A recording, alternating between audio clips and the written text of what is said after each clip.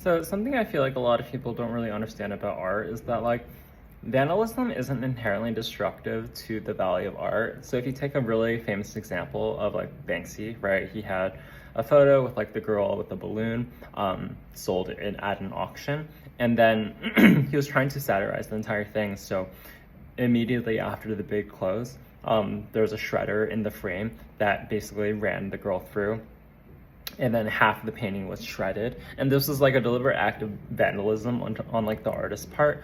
But then the painting actually, well, the print actually increased in value.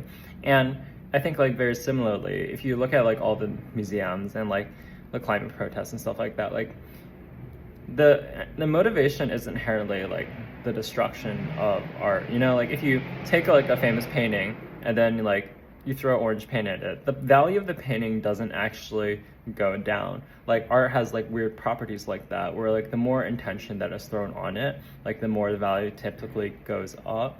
And I think that's just like a really interesting like feature of art that I feel like not people, a lot of people get. The fact that like vandalism doesn't necessarily decrease the value of art.